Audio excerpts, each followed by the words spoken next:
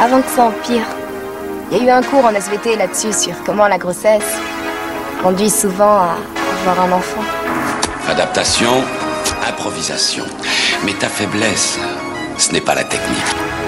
À l'occasion, je vous mettrai un petit coup de polish. T'es sûr de ce que tu fais?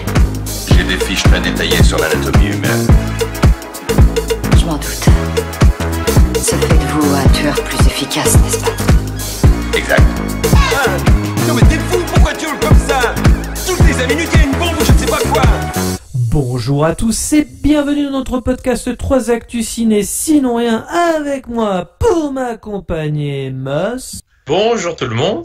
Et Gino. Hola a todos. Le principe de l'émission est simple, on commentera 3 actus qui ont secoué les réseaux sociaux, on en débat ensemble dans les cases commentaires afin que vous puissiez également vous exprimer.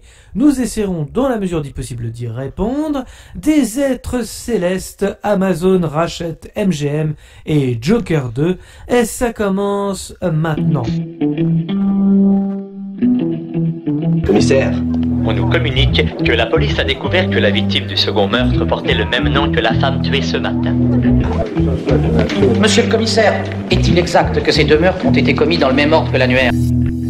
Marvel Eternals annonce une immense guerre cosmique dans le MCU. Après des reports à n'en plus finir et une absence de plus en plus d'1 an dans les salles obscures, les super-héros de Marvel s'apprêtent enfin à faire leur retour au cinéma. D'abord avec Black Widow le 7 juillet, Shang-Chi et la légende des 10 anneaux le 1er septembre, puis avec les Éternels le 3 novembre prochain, qui s'est enfin montré dans une bande-annonce après avoir précieusement conservé le mystère pendant des mois. Ces premières images du film réalisé par Chloé Zhao permettent d'enfin de voir des différents héros, leurs super pouvoirs et leurs costumes, mais surtout de comprendre ce que le scénario pourrait bien raconter. Arrivés sur Terre, il y a apparemment plusieurs millénaires, les Éternels ont été des guides pour l'humanité, sans intervenir directement comme le raconte Ajak Salma Hayek pour les intimes, leader spirituel de ces êtres quasi divins, fascinés par le monde qu'ils ont découvert. Les Éternels sont ensuite restés sur Terre, observant la chute de plusieurs civilisations au fil de l'histoire.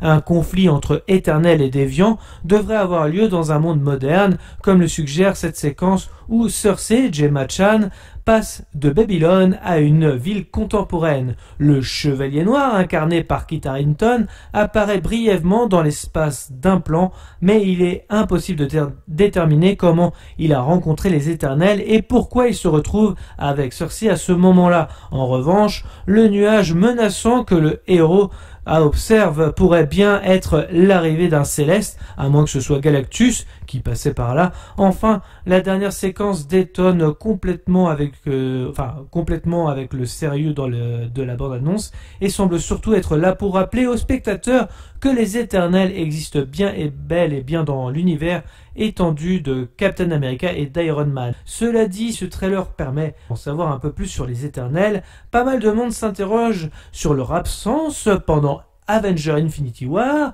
et Avengers Endgame, alors qu'ils étaient déjà installés sur Terre. Mais que faisaient-ils à ce moment-là? Bref, messieurs, qu'avez-vous pensé de la bande-annonce? On commence avec toi, Mus? Ouais, alors cette bande-annonce, que j'en ai pensé, sur le plan visuel, je l'ai trouvé vraiment sympa, je l'ai trouvé plutôt bien faite. Après, en même temps, Chloé Zhao, sauf erreur de ma part, hein, tu me confirmeras ou pas, Gauthier, mais sur son Nomadland, elle a été beaucoup félicitée sur le côté visuel, hein, le côté qualitatif. Oui. Là, on a beaucoup de plans naturels, semble-t-il, et tout, donc je trouve que ça a l'air vraiment bien fait, bien mis en scène. En plus, il y a un petit casting sympa, donc quand on veut Angelina Jolie, Richard Madden, Salma Hayek, mais aussi Kit Harington, pour les fans de Game of Thrones comme moi, ça fait toujours plaisir. En plus, j'ai vu que côté Game of Thrones toujours, c'est Ramin Djawadi qui fait la musique apparemment du film, donc c'est toujours aussi un signe de qualité. Donc non, mais bon, on sait où ils vont piocher Marvel. En même temps, ils ont raison aussi. Faut aussi voir dans le côté de la qualité. Donc là-dessus, sur ces points-là, je suis plutôt assez enthousiaste, on va dire. Mais après, le film en lui-même m'emballe pas. Paradoxalement, m'emballe pas plus que ça, parce que c'est du Marvel pour moi. C'est-à-dire que avec les Avengers Infinity War et Endgame, pour moi, on a atteint le climax le plus haut entre guillemets possible. Il y a d'autres ennemis, grands ennemis d'ailleurs dans l'univers Marvel, mais bon. je veux dire, c'est un truc sans fin, quoi, cet univers. Il y a un moment, c'est faire pour faire. Encore une fois, comme je dis, c'est du McDo. Dans l'absolu, ça m'intéresse pas plus que ça. Puis en plus, une race qui est là pour observer l'humanité, machin, l'aider et tout. Ils étaient où pendant Infinity War et Endgame? Enfin, je veux dire, ils se branlaient les couilles, les mecs. Enfin, il y a un moment, pour des gens censés aider ils ont intérêt à l'humanité, avoir une bonne excuse déjà. C'est ça. C'est vraiment très discret. Voilà, et puis donc voilà, c'est du truc comme ça qui, encore une fois, pour être cohérent sur 30 films, au bout d'un moment, ça devient compliqué, quoi. Donc là, j'ai hâte de voir l'explication tirée par les cheveux qui vont nous sortir pour justifier ça. Voilà, et puis il y a un truc qui m'a fait dans la bande-annonce aussi, parce que, comme tu l'as dit toi-même, du coup, en préambule, c'est toujours pareil, c'est le même cheminement dans les bandes annonces, tu vois, on leur montre des images. Il y a un monologue d'un personnage qui raconte un petit peu, voilà, leur raison d'être, etc. Voilà, après on finit sur le titre et puis il y a toujours une séquence, une sorte de scène post-générique, mais là c'est une scène pour conclure la bande-annonce, qui est toujours plus légère avec un petit peu de vanne. Bon voilà, ça vole pas très très haut, encore une fois, c'est très léger. Pas drôle, on va dire. Au passage. Non, c'est pas drôle. Et il y a un truc qui m'a fait aussi, dans leur bande-annonce, il y a une réplique où ils ont vachement pompé, tu vois, quand je dis que ils ont du mal à réinventer le genre, il y a une réplique qu'ils ont pompé sur Man of Steel. Une réplique de Russell Crowe, donc de Jor-El, quand il dit nous les aiderons à accomplir, enfin tu les aideras à accomplir des miracles. Dit à Kal-El, là c'est pareil, on les aidera à accomplir des miracles. Il dit la même chose, hein. Quasiment exactement la même chose. Donc j'ai vu ça, je suis alors là, dans le genre on va piocher à droite à gauche, ça se place là. Donc voilà, bon pas dans le contenu narratif, voilà, ça a pas l'air du tout original, c'est le moins qu'on puisse dire. Il y a que l'aspect visuel qui me semble vraiment sympa, mais bon, est-ce que ça suffira à faire un bon film? Je n'en suis pas sûr. Réponse en salle. Voilà. C'est ça. Et toi, Gino? Eh bien écoute, je vais vous surprendre, mais cette bande-annonce ne m'a pas inspiré du tout. Voilà. Quel étonnement! Alors là, je m'étonne moi-même. Non, mais voilà, je vais pas me répéter encore une fois, mais c'est pas ma cam, ça c'est certain. Mais c'est vrai que comme toi, Mus, à première vision comme ça, j'avais pas l'impression d'avoir accès à un film de Marvel avant que le logo du studio n'apparaisse. C'était plutôt joli, c'est clair. C'est comme tu dis, Chloé Zhao, on l'avait évoqué, je crois de mémoire, dans l'épisode où l'on parlait des résultats des Oscars ou des nominations, je ne sais plus lequel, pour le fameux Nomadland, où on avait vanté, comme tu le rappelais, les mérites de son travail. Mais là-dessus, non, sur ce film-là, je t'avoue, je suis pas emballé. J'ai même, pour quelqu'un comme moi qui n'est pas accro au Marvel, qui ne les a pas vus dans leur plus grande majorité, j'ai été un peu perdu à savoir est-ce que c'est un film que tu peux véritablement voir à part du MCU, est-ce que ça fait partie intégrante du MCU, bah, tu vois, c'est la question que je me posais. Et quand à la fin, justement, dans cette scène, on va dire post présentation du titre, on va dire ça comme ça, post-crédit, oui, c'est très bien, c'est une belle formule, ça, Gauthier, on la note. Où il parlait, maintenant qu'il n'y a plus Captain America et un autre, bon, je sais plus de qui il parle, mais spoiler bon, alert. C'est même pas du spoiler, c'est vu que ils le disent dans la bande-annonce, je me le permets. Non, mais c'est surtout pour ceux qui n'avaient pas vu au cas où, ils spoilent un peu. Est-ce que c'était justement pour narrer les événements d'après Avengers Endgame, je crois, le dernier. Oui, c'est ça. Ou est-ce que c'était un peu ironique en sachant qu'ils sont là, ouais, ok, bon, bah, on est meilleur qu'eux, à la rigueur. Je savais pas si ça allait être une confrontation entre les deux univers, si tu veux. Tu vois, moi, j'avais du mal à suivre un peu là où la bande-annonce voulait t'emmener. Moi, j'avais du mal à suivre ça. Mais voilà. Après, le casting est intéressant, c'est vrai. Faut voir ce que ça peut donner, mais je suis pas certain d'être emballé à l'idée de payer 10 balles mon ticket de cinéma pour aller voir ce film. D'accord. Ouais. En tout cas, je vous rejoins sur le côté visuel. Chloé Zhao, c'est effectivement Nomadland qui sort, je crois, en salle, il me semble, je le rappelle, au mois de juin. Donc ce sera l'occasion d'aller voir son travail. Et c'est vrai qu'elle est vachement sur le côté humanité, donc là c'est l'occasion avec les Éternels puisqu'ils ont traversé les histoires, donc c'est ça qui va peut-être m'intéresser moi chez les Éternels, c'est le côté histoire, un petit peu qu'est-ce qu'ils ont fait, qu'est-ce qu'ils ont donné à l'humanité pour se développer, donc ça pourrait toujours être intéressant à voir. Et je dois avouer que ça faisait longtemps qu'une bande-annonce marvelienne ne m'avait pas convaincu, ou en tout cas me donnait envie d'aller les voir. Donc pour le coup, ce groupe-là, ouais, pourquoi pas, ça peut être intéressant. Après, effectivement... Tu vois, oui. Excuse-moi, je te coupe, mais je suis un peu comme toi. Pareil, tu vois, j'ai presque envie de donner une chance au film. Je me dis pourquoi pas, mais il y a au fond de moi un pressentiment qui me dit tu vas regretter. Oui, bien sûr. Bah oui, c'est le tout le temps à voir. Le pressentiment de Gino, en fait. C'est comme. C'est mon pressentiment Marvel, tu vois. Ouais. C'est comme tu te rappelles Captain Marvel. On pensait que ça allait être. Ouais, si après Thor Ragnarok, Infinity War, ça peut être que bien. Carrément. Oh putain de merde. Non, c'est vrai que ouais. Donc il se peut que ce soit du vide. Bien évidemment, ça paraît logique parce qu'après on connaît pas trop l'histoire non plus parce que le fait que ça y est, on s'unit et on va aller taper le fameux méchant. Alors je sais pas ce que c'est encore. Ça va être le Chevalier Noir comme suggère la bande-annonce peut-être, mais apparemment ce serait quelqu'un de Batman, c'est DC. Rien à voir. Et tu vois, ils reprennent même, ils pompent même le nom. C'est vrai. Non, il faut que ce soit vraiment. Je suis désolé, mais il faut que ce soit pire que Thanos. Sinon, ça n'aurait aucun sens. Donc, moi, la plus grande menace que je puisse voir pour cette nouvelle phase, si je veux dire, à part Galactus, je suis pas très calé en Marvel, mais Galactus que je connais via le Surfeur d'argent, qui a priori en termes d'envergure dans tous les sens du terme, pourrait faire un grand méchant. Ouais, mais c'est vrai que si c'est pas un méchant, au moins ça pour faire suite à Thanos, je vois pas l'intérêt non plus. Je suis comme toi. Cette phase. Et il y aurait des rumeurs qui donneraient aussi les Éternels qui feraient finalement le don à l'humanité de certaines gènes X qui pourraient introduire les X-Men aussi. Ah bah oui. Alors je sais pas si ce sera le cas, bien évidemment. Mais il y a des rumeurs qui parleraient de ça et qui pourraient enfin introduire les X-Men. En tout cas, peut-être dans une scène post-générique avec ce film, mais encore une fois, ce serait le côté sériel qui reviendrait plus qu'autre chose dans l'univers de Marvel. Mais cela dit, voilà, je trouve que le sujet peut être intéressant. Encore une fois, il faut que le scénario se tienne et donne de bons arguments sur le fait que on est resté chez soi pendant que Thanos est en train de claquer des doigts. Donc j'ai hâte de voir. J'ai hâte de voir. Après apparemment c'est pareil quand il y a la chute de Babylone, quand il y a la chute des Mayas, ils étaient là aussi. Donc j'espère que voilà ils ont une bonne excuse de rester planqués entre guillemets. En tout cas, ce sera intéressant d'aller voir et de voir justement les interactions avec l'humanité. C'est ça que j'ai envie de voir en fait. Finalement, je trouve que ça peut être vraiment intéressant. Et pour le coup, ça peut être l'originalité justement de ce film par rapport aux autres Marvel. Après avoir.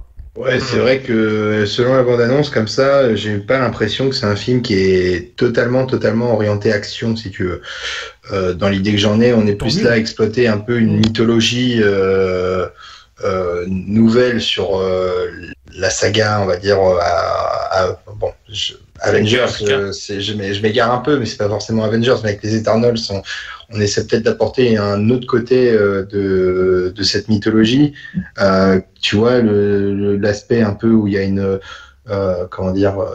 force qui apporte un peu de pouvoir à l'humanité, ce genre de choses, ça fait un peu penser à des scénarios comme on a pu le voir dans le jeu vidéo, dans les Final Fantasy VII par exemple.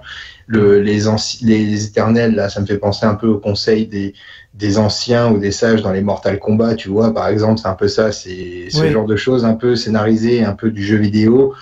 Alors, les Eternals, c'est peut-être une création plus ancienne encore, je ne sais pas, c'est pour ça. Voilà, mais c'est cette idée-là où, alors, après, on n'a pas non plus le côté où tu perds ton côté divin ou ce genre de choses, mais bon, je t'avoue que je l'ai mal compris, j'ai interprété un peu plus comme un film d'exploration de l'univers, plus qu'un film d'action pur comme les Avengers l'ère d'Ultron pouvaient l'être dans ces bandes annonces déjà à l'époque, quoi. Et ça pourrait être intéressant justement d'avoir un méchant où il y a un combat plus psychologique que physique. Alors après, je pense pas qu'ils le font parce que ça reste Marvel, mais ça pourrait être intéressant justement ce combat un petit peu. Après, je sais pas s'ils vont le faire parce qu'on ne connaît pas réellement le méchant encore. Mais ça peut être vraiment celui qui peut se différencier des autres, contrairement à Black Widow qu'on a pu voir, ou Shang-Chi qui ressemble vraiment à Captain Marvel en plus, même si c'est côté arts martiaux et compagnie. Mais donc voilà, lui il a l'air au moins, pour le coup, après c'est la bande-annonce, ça peut être un petit peu putassier aussi, mais ça a l'air d'être différent par rapport aux autres Marvel pour le coup. attendre une seconde bande-annonce pour se faire un avis un peu plus précis. Je dirais, j'imagine il y en aura une deuxième, comme souvent pour ce genre de film. Le 3 novembre, je pense qu'il y aura une deuxième, parce que je toujours faire parler du film.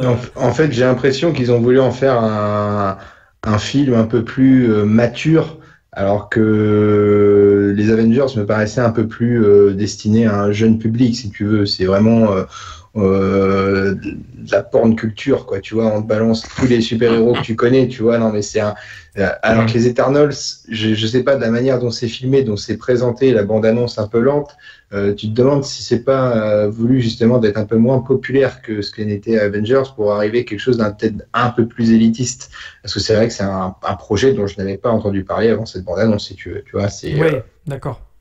Mais au moins, il y a au moins le mérite peut-être d'être au moins plus intéressant, en tout cas sur le papier, à voir par la suite s'ils vont dans ce terrain-là, parce que ce serait vraiment déjà une belle avancée, et puis ça pourrait donner aussi un intérêt sur cette phase. On est quoi sur cette phase 4? J'y crois pas une seconde. Mais oui, j'imagine. J'ai essayé d'émettre des hypothèses pour sauver Marvel, moi. C'est beau, mais c'est noble. Après, voilà, c'est peut-être un peu utopiste, ça. Évidemment. Disney, non, faut pas y croire. Par contre, j'ai vu quand même que le personnage de Angelina Jolie s'appelait Tena. C'est quand même aussi le nom de protection hygiénique, sauf erreur de ma part. Donc je me suis dit, bon, c'est pas là, mais pourquoi pas. Quand même. C'est vrai qu'il y a un sacré casting, on le rappelle. Angelina Jolie, Salma Hayek, Madame Pinault. Elle va ramener de l'argent pour pouvoir garder Kamavinga à Rennes. C'est bon. C'est juste ça, quoi. C'est juste pour ça qu'elle a accepté le projet. Oui, tu parles. Donc on verra bien, effectivement. Ouais. Est-ce que vous voulez rajouter quelque chose par rapport à cette bande-annonce? Est-ce que vous aviez repéré des choses en plus ou pas du tout? Non. La seule chose que je dirais, c'est que du coup, comme toi Gauthier, toi Gino, je pense pas, mais il se pourrait que je lui laisse sa chance en salle et que je sens que je vais regretter. Voilà, je suis un peu devant. Je sens que c'est possible que je me laisse tenter. Ça va, c'est... La cote sur Winamax, elle est à 1,10 pour tes propos. Donc... oui, je sais bien en plus. J'ai quand même tenté. Comme ça, audacieux. Eh bien, écoutez, on va passer à la deuxième news. Amazon rachète MGM et la saga James Bond pour une somme astronomique. La guerre entre les géants du streaming se poursuit à coups de millions et de plus de milliards. Netflix, Disney+, Apple TV+, HBO Max et Amazon Prime Video rivalisent d'ingéniosité et de chéquier afin de garnir leur catalogue audiovisuel, et aucun temps de cerveau disponible ne serait resté inconquis. Alors que Warner Media vient de fusionner avec Discovery, Amazon vient de taper un grand coup en faisant l'acquisition de la légendaire Metro-Goldwyn-Mayer, le studio iconique au Lion derrière des sagas comme Rocky, Robocop, La Panthère Rose et surtout la série de James Bond a été rachetée par l'entreprise de Jeff Bezos pour la coquette somme de 8,45 milliards de dollars. Mais plus important encore, ce qui a probablement convaincu Amazon de racheter MGM est son catalogue de plus de 4000 films et aussi 17 000 programmes télévisés.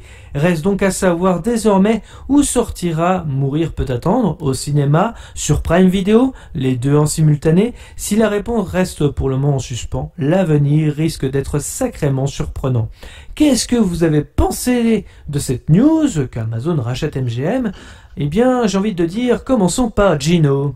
Eh bien, écoute, c'est dans l'air du temps. On est 2 ou 3 ans après le rachat de la Fox par Disney, donc c'est quelque chose qui commence à prendre forme. C'est à mon grand désarroi, j'ai envie de te dire, parce que j'ai eu l'occasion de l'évoquer, je sais plus dans quel épisode de notre podcast, que j'avais une petite affection particulière pour ce studio, en plus de celui de la Paramount, qui sont peut-être les moins puissants que la Fox sur le marché hollywoodien, mais qui ont des films qui, moi, me parlent. Pour moi, c'est un peu cette image du cinéma des années 70-80, le cinéma authentique, les studios à l'ancienne, tout ça, exactement. Mais c'est... Pour moi, c'est dans l'air du temps, malheureusement. Tu ne peux pas lutter. Je crois qu'ils prennent un chèque d'environ 8 milliards, je crois, MGM. 8,45 milliards. Ouais, c'est ça, tout à fait. Jeff Bezos, il n'est pas à ça près. Et puis, il sait très bien que il sait très bien qu'il peut, conquérir aussi les fans de James Bond, ce genre de choses. Donc après, j'ai cru lire aussi qu'il y avait quand même Michael Wilson et Barbara Broccoli, les producteurs notamment de la saga James Bond, qui ne sont pas décidés à lâcher aussitôt que ça la poule aux œufs d'or James Bond, avec le fait de pouvoir quand même assurer toujours les sorties en salle de ces films-là, parce que pour l'instant, le projet reste encore assez vague. Donc, est-ce qu'on sera sur un modèle, de sortie simultanée en salle et sur les plateformes, ou est-ce que ce sera uniquement de la plateforme? Ce serait dommage de ne plus voir le lion rugir dans la salle de cinéma au début de chaque film, par exemple. Ça me ferait un peu de peine. Et après, le catalogue MGM va être intéressant. Ça, s'ils ont marqué un grand coup. Et puis, le but là-dessus est bien évidemment de pouvoir concurrencer Netflix le plus tôt possible pour eux, quoi. Et clairement. Disney+. Et Disney+, bien sûr, avec la Fox. Les trois grands, en fait, finalement. Ouais, complètement. C'est tout à fait ça. Franchement, Amazon Prime, je me suis dit, tiens, ils ont un temps de retard sur Netflix quand même dans la distribution de programmes. C'est pas du tout du cinéma, mais quand je vois que cette année, ils ont commencé à diffuser des matchs à 21h de Roland-Garros, tu te dis, le marché, que ce soit dans le terme du sport ou du cinéma, il est vraiment pris en chasse par les GAFA, donc quelles que soient les choses, on parle de ça pour les droits de la Ligue 1 au foot notamment, pour pouvoir aussi avoir un package de matchs sur Amazon Prime ou sur Netflix ou sur d'autres Apple TV, ce genre de choses. Ouais, c'est dommage, c'est dans l'air du temps. Maintenant, on va avoir la culture à la carte, un peu ça comme ça. Bon, Amazon Prime, je l'ai, je vais pas non plus cracher dans la soupe, je l'ai par rapport à Amazon. Voilà, je pollue, je contribue à ce dérèglement énergétique. J'en suis un des premiers acteurs. Mais non, il faut admettre que pour Amazon, c'est un sacré beaucoup, par contre, d'avoir fait ça. C'est vrai. Oui, mais je ne suis pas pourtant amateur du fait de privatiser un catalogue, par exemple. Et j'ai une petite question comme ça, et après on va pouvoir passer à Meus. Qu'est-ce que, vu que tu as Amazon Prime, qu'est-ce que tu penses des films Amazon Prime par rapport à Netflix, par exemple? Écoute, je crois que j'en ai pas encore regardé des films. Amazon Prime, ça fait pas si longtemps que ça que je l'ai. D'accord. J'ai pas pris le temps. Alors, bien sûr, j'ai pas voulu regarder Brutus, César. J'ai jamais voulu regarder. Alors les séries, je prends très peu le temps de regarder parce qu'une fois que je commence, si ça me plaît, c'est mort, je vais être accro et donc je passe mon temps là-dessus. D'accord.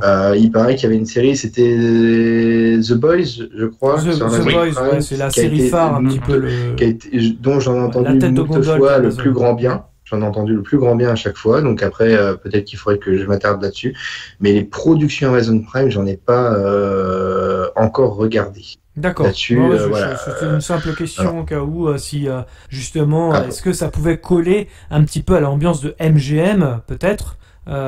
Écoute, The Boys, j'ai l'impression que c'est une série plutôt sombre, de mémoire. Oui, ça peut et être ça un peu coloré. Ça me paraîtrait pas déconnant à l'univers, par exemple, de certains James Bond comme Spectre ou Skyfall, qui étaient assez sombres dans leur univers, ceux de Daniel Craig. C'est un petit peu moins sérieux, quand même. D'accord, oui, pardon. J'ai pas vu, je sais pas, je peux pas te dire. Non, je parlais plus des films, je parlais pas vraiment des séries, mais voilà, ok, d'accord. Après, je pense que ça peut coller très bien à ce que souhaite conquérir Amazon. Et toi, Meus, qu'est-ce que tu en penses de cette news par rapport à MGM? Je suis un petit peu comme Gino, c'est-à-dire que moi, ça me fait toujours un peu mal au cœur. Tu vois, enfin, déjà, le fait qu'il y ait de moins en moins d'acteurs, si je puis dire, sur le marché, que ce soit des médias en général, cinéma, télévision, etc., c'est jamais très très bon de manière générale. Enfin, moi, j'aime pas trop les gros consortiums, mais je préfère qu'il y ait quand même la concurrence, ça, déjà pour la créativité, et aussi et surtout pour ce qui est des prix en général, peu importe le marché. Ouais. Mais bref. Au-delà de ça, moi ce que j'ai peur, c'est qu'effectivement de plus en plus on s'oriente avec toutes ces plateformes vers une destruction petit feu du cinéma en tant que tel, c'est-à-dire que rien ne les empêche de diffuser toujours en salle, mais j'ai peur que les plateformes comme ça donnent justement de plus en plus la primeur à leur plateforme de streaming. Si Amazon a investi je ne sais combien dans Amazon Prime, c'est pas juste pour faire joli, juste pour faire genre j'ai des gros bras. c'est aussi pour la rentabiliser derrière. Donc c'est pas, à contrario, c'est pour s'il veut rentabiliser sa plateforme, c'est pas en sortant en salle. Ou en tout cas, a priori, c'est assez opposé, quoi. Donc c'est un peu ça que j'ai peur, moi, c'est qu'on se voit une offre cinématographique à proprement parler réduite de plus en plus à l'avenir. Et moi, ça me fait chier, quoi. Surtout que si tu veux voir tous les films à la fin, ça veut dire qu'il faut payer 36 abonnements, quoi. En gros. Donc, ça aussi pour le consommateur. C'est toujours le risque, effectivement, mais bien évidemment, on va s'abonner à celui qui a le plus gros catalogue en tant que consommateur, malheureusement. Mais malgré tout, par-ci par-là, il peut y avoir des projets qui t'intéressent chez un concurrent, soit tu pirates, soit tu payes, quoi. Ça va être ça à chaque fois. C'est un peu l'idée. C'est un peu dommage. Donc, c'est vraiment ça que j'ai peur. Moi, je suis vraiment encore une fois, le vieux con. Et pour moi, un film, quand il est créé, peu importe le film, ça devrait d'abord sortir en salle et après, évidemment, donner la primeur par exemple, aux producteurs qui l'ont fait, donc, et puis mettre ça vendre sur Amazon Prime en premier lieu si c'est eux qu'on produit derrière, etc. Mais voilà, pour moi, s'il n'y a pas de sortie en salle unique, tu vois, pas en parallèle, tu vois, comme fait actuellement Disney, typiquement, c'est ce qui fait un petit peu l'essayer de faire. Plus moi, HBO Max en ce moment. HBO, là, pour moi, c'est d'abord la salle, et après, quitte, comme on l'a déjà dit plusieurs fois, à réduire les délais entre la sortie en salle et la mise en ligne sur la plateforme. Mais voilà, pour moi, ça devrait pas être en parallèle, c'est cinéma en premier lieu, et c'est tout, point. Donc voilà, j'ai peur vraiment qu'à l'avenir, ça tue le cinéma, lentement mais sûrement. Mais le marché du cinéma est en constante évolution comme ça. Par contre, en France, on avait quand même le mérite, c'était d'avoir Gaumont et Pathé d'un coup qui produisaient leurs propres films, qui avaient créé leur propre salle de cinéma aussi pour pouvoir diffuser leurs œuvres. Je crois que même Pathé, avant leur fusion, diffusait des films Gaumont et vice versa. Donc il y avait un peu de il y avait des accords de distribution pas de distribution mais de diffusion des films. Donc je trouvais que c'était quelque chose d'intéressant. Alors après je crois qu'il y avait quand même des studios, des cinémas Paramount, ce genre de choses aux États-Unis, peut-être MGM, je sais pas trop. Mais Paramount, je trouvais MGM, je sais pas. Paramount, oui, il me semble que oui en effet. Mais c'est ce principe-là, à la base, je trouvais que le cinéma français avait fait quelque chose d'intéressant pour essayer de lutter, d'avoir un peu le contrôle de son propre cinéma avec l'appui du CNC et puis Canal qui investit massivement dans le cinéma. On rappelle que TF1 aussi a investi sur M6, d'accord, pour tout à fait. Concurrencer également les plateformes. Ça va être compliqué, mais Netflix, Mastodonte, ils ont un business projet qui était fou et ils ont réussi leur coup. Et puis c'est un projet aussi d'ordre sociétal. On est dans une société où on veut consommer tout maintenant, tout de suite. Il y a eu le piratage à une époque, c'était un premier accès au film en temps voulu, au moment où on le souhaitait nous en tant que consommateurs. Mais aujourd'hui, maintenant c'est du pay to play, quoi. C'est pay to watch. On peut dire ça aussi, mais c'est la dramaturgie d'aujourd'hui, quoi. C'est ça qui peut amener à tuer le cinéma tel qu'on le connaît. J'allais toujours à mon discours de vieux con, mais tu vois, de plus en plus, tout ça, c'est des produits au lieu d'être des œuvres. Enfin, de plus en plus, quoi, si je puis dire. C'est comme tu dis, côté on consomme. Sur la plateforme. C'est du consommable. C'est consommé aussitôt vu, aussitôt jeté, quoi, tu vois. Ça ferait matrice. Enfin, bref. Du coup, je pose un peu la même question, pour toi, Meus. Effectivement, est-ce que tu as déjà vu des films Amazon Prime? Et, est-ce que toi, tu as pu comparer justement sur les productions un petit peu Netflix? Est-ce que c'est meilleur? Est-ce que c'est un peu plus, on va dire, film d'auteur? Enfin, est-ce que tu en as vu ou pas? Ce que j'ai réellement vu signé Amazon, effectivement, c'est The Boys, enfin la saison 1. J'ai même pas encore maté la 2, qui pourtant, d'après tes dires aussi, est très bien, donc faut que je me lance. En tout cas, j'ai beaucoup aimé ce The Boys, notamment, pour la référence que j'ai en tout cas, parce que c'était un peu plus couillu, disons, un peu plus osé en termes de ton déjà. Et ça, j'aime beaucoup. Donc là-dessus, j'ai l'impression que c'est un peu moins, pour l'instant en tout cas, un peu moins politiquement correct, un peu moins lisse dans l'ensemble que ce qu'on peut trouver ailleurs. Encore que, attention, on trouve de très très bons programmes, de très bonnes séries sur Netflix notamment. Je veux pas non plus mettre tout dans le même panier. Je pensais plus au film en fait, plus que les séries. Mais au film en tant que tel, tu vois, j'ai vu le film là, enfin j'ai pas vu le film, mais j'ai vu la bande-annonce là qu'on a vu maintes fois depuis quelques semaines. Le film avec Michael B. Jordan là, mais j'ai pas regardé le film. Je n'ai pas vu de film. En fait, en voyant la bande-annonce, j'étais un peu spoilé, Meus, je suis désolé. Hein. Non, mais parce que c'est Tom Clancy, c'est toujours comme ça en fait, et malheureusement, Moi qui ai vu le film juste après, parce que je n'avais pas vu le film quand je t'ai dit c'est forcément voilà, un complot du gouvernement. Malheureusement, oui, c'est un canard. Hein. Alors après, moi je vais vous étonner, moi je trouve que c'est une bonne nouvelle, au contraire. MGM était malheureusement en difficulté financière depuis quelques années déjà. Ils avaient beaucoup de mal à se relever. Et le fait que Amazon rachète, ça ne veut pas dire qu'ils vont tuer le cinéma. Je réitère mes propos par rapport à ça parce qu'ils ont quand même des sagas assez fortes. Donc voilà, on sait qu'il y aura un Creed 3, on sait qu'effectivement il y a le prochain James Bond et que James Bond ne va pas mourir comme ça, effectivement, et à mon avis ils vont forcément mettre un peu plus de thunes sur ces productions-là et bien évidemment s'imposer au cinéma. Aujourd'hui, Netflix a plus de moyens pour aller au cinéma, par exemple, être diffusé au cinéma, même s'ils sont sur simultané avec leur plateforme. Amazon, c'est un peu plus compliqué. Aujourd'hui, ils ont été aux Oscars, certes, mais voilà, ils ont un peu plus de difficultés à aller au cinéma. Donc là, la MGM, c'est l'occasion pour eux d'investir effectivement dans la MGM, qui ne va pas disparaître, hein, je le rappelle. Donc le lion va continuer à rugir au cinéma, mais au moins d'investir effectivement avec un distributeur pour aller directement au cinéma et pouvoir avoir plus de risques et aussi avoir aussi un catalogue pour leur plateforme.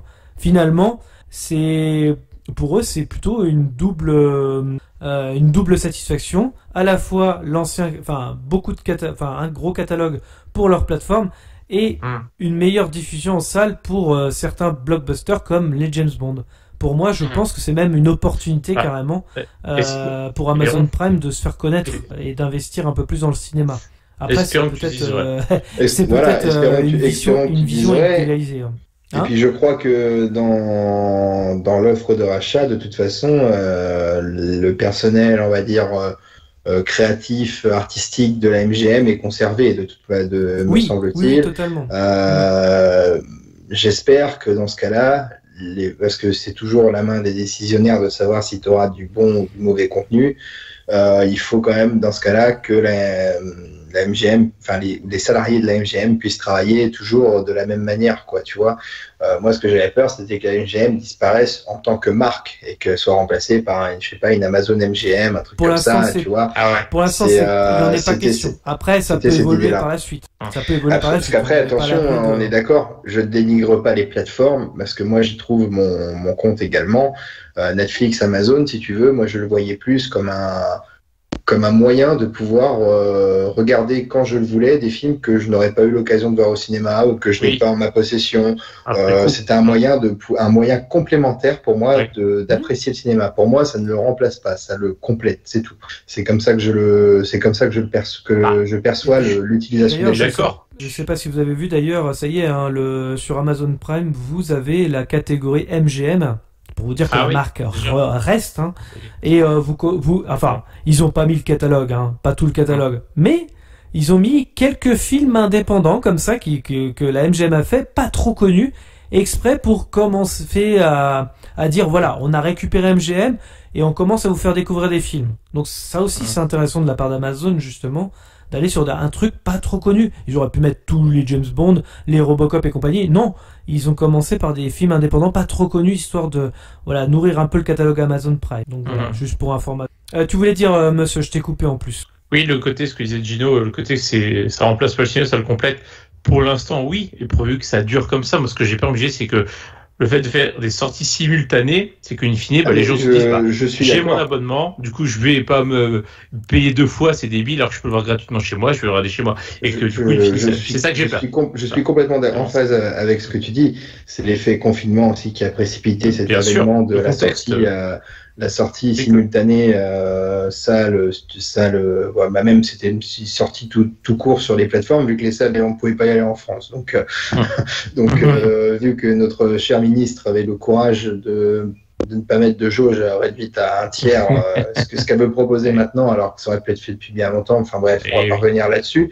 Mais en fait, moi là-dessus, comme tu dis, le véritable danger pour moi, c'est que, comme tu le signalais très bien à juste titre, c'est qu'on n'est plus que des produits et plus des œuvres, et qu'à ce titre-là, eh ben, peut-être qu'un jour, indépendamment de la MGM, pour tout autre studio, c'est que tu n'es plus, par exemple, un jour, tu n'auras plus de Il était une fois dans l'Ouest, tu n'auras plus de Jurassic Park, tu n'auras plus du Parrain, tu n'auras de grandes créations, des grands chefs-d'œuvre du cinéma comme ça qui portaient, qui mettaient en lumière les studios aussi. Oui. Bah, après, je t'auras peut-être plus que des trucs aseptisés, des films d'horreur, beaucoup de films de super-héros, beaucoup de films, des comédies classiques. Enfin, ça se trouve, est-ce qu'on va pas vers une aseptisation des scénarios? Ça reste, il en sait quelque chose. Oui, je travaille dessus en ce moment, mais ça reste le risque, de toute façon. Ouais, je suis assez content que ce soit pas Disney qui racheté ça. Je tease pour ta future vidéo, Gauthier. Non, mais c'est vrai que ça aurait pu être Disney qui est le truc. Heureusement, Amazon a récupéré le bébé parce que de toute façon, la MGM était foutue. Hein. On va être clair. Le studio serait mort si Amazon n'avait pas repêché le truc. Donc, quoi qu'il arrive, j'ai envie de dire que ça reste une bonne nouvelle pour la MGM. Par contre, c'était la meilleure nouvelle. Fallait mieux un rachat que pas de rachat. Quoi. Voilà, c'est ça. De toute façon, ils étaient plus ou moins économiquement plus stables. Et puis, ils avaient beaucoup de production en cours, beaucoup de stock aussi à cause de la pandémie. Là, je pense que c'est le coup de massue qui a fait que, voilà. Exactement. Et on est content quand même que ce soit pas Disney qui a racheté le truc parce que, finalement, déjà avec la Fox, qui n'était pas en difficulté financière, je le rappelle, là c'était un autre rachat qui me faisait un peu plus chier, par exemple. Hein, vous voyez ce que je veux dire? C'était complètement différent. Donc voilà. Après, ça aurait pu être effectivement Warner qui récupère le bébé, mais bon, vu qu'ils avaient déjà acquis Discovery à côté, je me suis dit bon, MGM par Amazon, au moins ça fait de la concurrence et c'est toujours assez bon. Pour justement, surtout dans le film indépendant, MGM, ils aiment bien. Donc, je vais quand même mettre un petit avis positif, moi, sur ça. Comme je dis, la seule crainte que j'ai, c'est au niveau de la chronologie de sortie. Donc, si Messi respecte ça, là où ça peut être une vraie bonne chose, effectivement, c'est que derrière, c'est une grosse puissance, Amazon maintenant. Il n'y a qu'à voir le budget qu'ils allouent pour la série sur le Seigneur des Anneaux. Par exemple, c'est un exemple. Et je me dis, tu sais, après, l'argent ne fait pas tout. D'ailleurs, au cinéma comme dans d'autres domaines d'ailleurs, mais pour autant, que je veux des franchises qui sont par exemple comme Robocop, moi que j'aime beaucoup, le Robocop de Verhoeven, il y a mieux de relancer des franchises, je pense, en mettant les moyens, bon, en tout cas financiers, hein, et je pense que ça pourrait relancer aussi derrière, il y a des bonnes choses à faire, hein, en tout cas avec un groupe comme ça derrière. Sur ce niveau-là, on peut être optimiste maintenant, voilà. Et même James Bond, là, on parlait de James Bond, mais Daniel Craig arrête son contrat, il me semble, après Mourir peut attendre. Je crois que c'est son dernier, ouais. Donc ce sera l'occasion pour Amazon d'aller explorer un nouveau terrain de jeu. Donc pourquoi pas, faut pas être fermé pour l'instant, effectivement. Je pense. Nouveau look, voilà, peut-être un petit peu, voilà. On va voir ce que ça va donner. Je pense qu'il faut pas être fermé. Je pense que de toute façon, alors on le sait pas encore, mais j'en suis pratiquement sûr, j'en mets presque ma main à couper. James Bond sortira au cinéma. Ils peuvent pas se permettre de le mettre que sur Amazon, c'est pas possible. James Bond, c'est au cinéma, c'est en salle. Sinon, ils vont perdre énormément d'argent avec le fait qu'ils les gardent en stock aussi longtemps. C'est pas possible. C'est vrai. Je parle de financièrement parlant, ce serait se tirer une balle dans le pied. Ce serait impossible qu'ils ne sortent pas au cinéma. Et puis même, je pense que ce serait un affront fait à la fois aux spectateurs, mais aussi aux gestionnaires de salles, quoi. C'est un film comme James Bond, ça génère énormément de trafic dans un cinéma, que ce soit en métropole ou en province. Ça parle à tout le monde et James Bond, c'est multigénérationnel aussi, quoi. Donc, bien sûr. Puis les James Bond de Daniel Craig, en plus, je pense, sauf erreur de ma part, niveau des recettes, c'est ce qui tenait MGM, à la surface quand même. C'est pas rien. La tête de gondole, quoi. C'était la tête de gondole. Je veux dire, c'est pour ça que Amazon l'a racheté d'ailleurs. C'est surtout pour ça. C'est même pas pour la saga Rocky. Effectivement, au fil des années, c'était assez lucratif, mais c'est pas ça qui faisait que. C'est surtout James Bond. Faut pas croire. C'est une licence lucrative, et puis James Bond, oui, ça. Je crois qu'en termes de produits dérivés, jeux vidéo, musique, tout ça, ça reste encore quelque chose qui marche bien, James Bond. Ça parle beaucoup aux gens. Eh bien, écoutez, on va pouvoir passer à la troisième et dernière news. Joker de Todd Phillips serait bien de retour pour la suite avec Joaquin Phoenix. Au-delà d'avoir été un immense succès critique avec un Oscar du meilleur acteur pour Joaquin Phoenix dans le rôle d'Arthur Fleck, un Oscar pour la meilleure musique ou encore le Lion d'Or à la Mostra de Venise, Joker a surtout été un énorme carton commercial avec 55 millions de budget hors marketing pour un peu plus d'1 milliard au box-office mondial. Donc au-delà de l'aspect artistique, il y a l'aspect financier et les deux combinés auraient du mal à nous épargner une suite, même si le réalisateur a lui-même reconnu que le film n'avait pas été conçu pour en avoir une. Joker 2 est pourtant dans les discussions depuis sa sortie, mais rien de concret n'était véritablement ressorti jusqu'ici. Un peu plus tôt en mai, le Hollywood Reporter avait cependant dévoilé qu'une suite était toujours dans les plans de la Warner, mais sans autre précision ni confirmation du studio. Plus récemment, le média a rapporté que Todd Phillips, le réalisateur et co-scénariste du premier volet, serait bien de retour pour coécrire la suite, suggérant en même temps qu'il repassera derrière la caméra. Comme le prochain The Batman, qui se déroulera dans un autre univers que le DCU, le premier Joker prend place en dehors de l'univers étendu de la Warner, qui pourrait donc toujours s'amuser à relier ses franchises à l'aide du multiverse introduit dans The Flash, même si l'idée semble assez foireuse là tout de suite. Alors messieurs, j'ai envie de vous dire, et je vais commencer par Meus, qu'est-ce que vous pensez de cette news de Joker 2 de Todd Phillips? Me concernant, je suis pas surpris vraiment de l'annonce parce que tu l'as dit toi-même, hein, t'as tout résumé juste avant. C'était un gros succès critique et commercial, donc fallait se douter que la Warner voudrait capitaliser là-dessus pour faire une suite et encore ramasser des bifetons. Bon, en même temps, on les comprend, hein, c'est leur job. Hein. Après, sur le plan vraiment du coup artistique. Je vois pas trop l'intérêt. Le Todd Phillips l'a dit lui-même, c'est pas conçu pour une suite à la base et il suffit amplement à lui-même. Justement, quand ça termine, il y a le côté un peu mystérieux. Et là, c'était la genèse du personnage, une genèse en tout cas, parce que c'est réinventé, hein, il a pris des libertés. Mais c'était très bien comme ça. En plus, c'était pour le coup un projet qui détonnait dans le monde des super-héros avec des grosses guillemets, parce que là on traite un vilain de l'univers des comics, mais c'était pas vraiment un film de super-héros, du coup même pas du tout. Ça montrait plus le côté violence de la société, tout ce qu'avait pu vivre un personnage, des déboires personnels, etc., qui l'avaient mené à cette folie à la fin, etc. Enfin, c'était très bien amené, très bien interprété, évidemment, etc. Bon, je vais pas redire tout ce qui a été dit sur ce film. Et il y a une vidéo qui est disponible sur la chaîne. Et oui, c'est vrai. Autopromo. T'as raison, fait de la vue, voilà.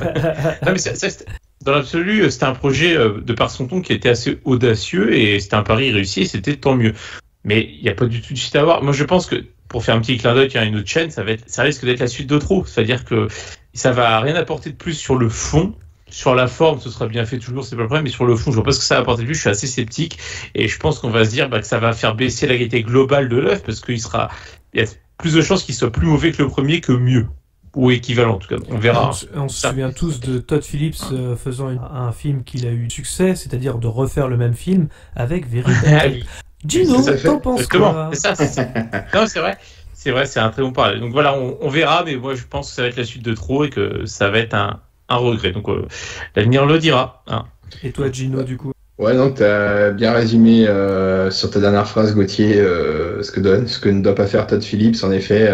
Bon, même si moi j'ai bien aimé le Very Bad Trip 2, ça va. Je blague. Mais le 3, par contre, le 3, c'est lui aussi, je crois, c'est Todd Phillips qui fait le 3.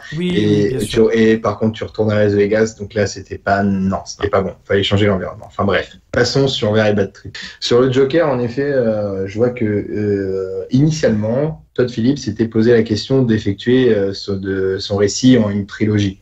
Et à la base, et puis finalement, il s'est rétracté en se disant, je vais faire l'histoire d'Arthur Fleck en un one shot.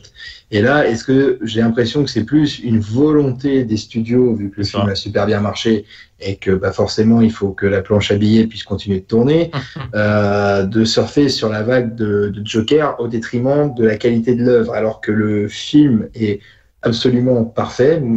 J'ai adoré. Franchement, c'est un genre de film pourtant qui de base ne m'attire pas, mais là, sur le fait qu'on soit un film un peu plus un drama psychologique, un peu sur le personnage qu'on a connu dans notre enfance, trituré, tortueux, c'était génial. Franchement, moi j'ai adoré. L'histoire, en plus, me paraissait très crédible dans le scénar me paraissait très crédible, intéressant.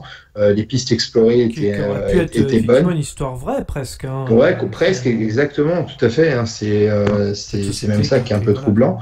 Et voilà, ouais, je trouve ça dommage. Alors, ok, même si tu commences à dire qu'on va ramener Todd Phillips et probablement Joaquin Phoenix pour jouer la suite, bah.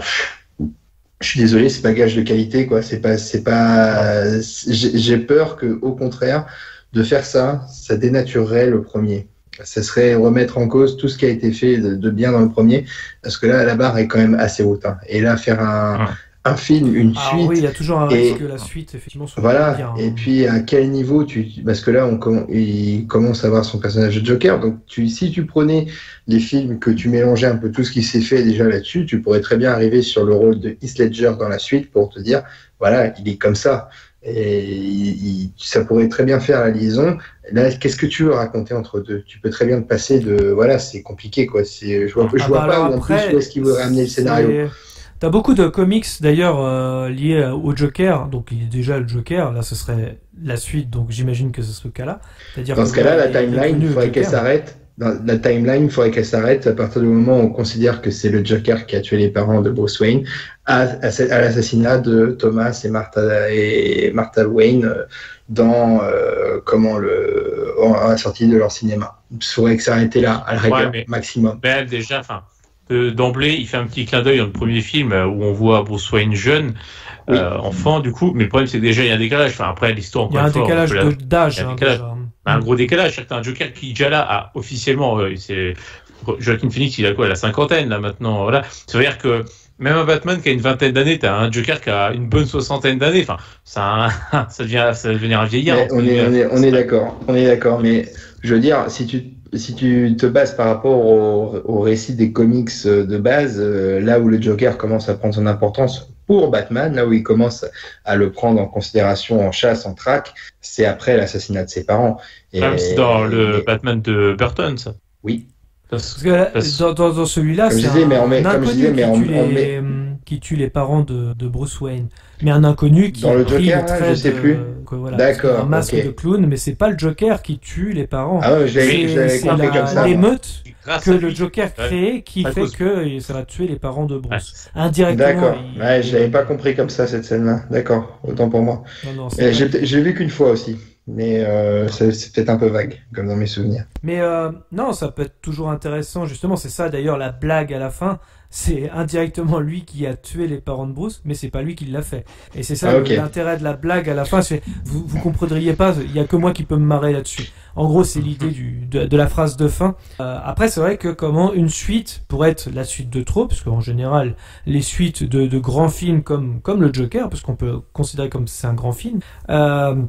Effectivement, ça peut être casse-gueule. Cependant, beaucoup de comics liés au Joker, donc après ce genre de drama, après sa naissance, puisque finalement la fin du film c'est la naissance du Joker, pourrait être intéressant finalement, en étant un petit peu comme Les Affranchis, parce qu'on peut aller dans le répertoire de Scorsese justement pour s'en inspirer et aller plus loin sur justement le côté mafieux du Joker.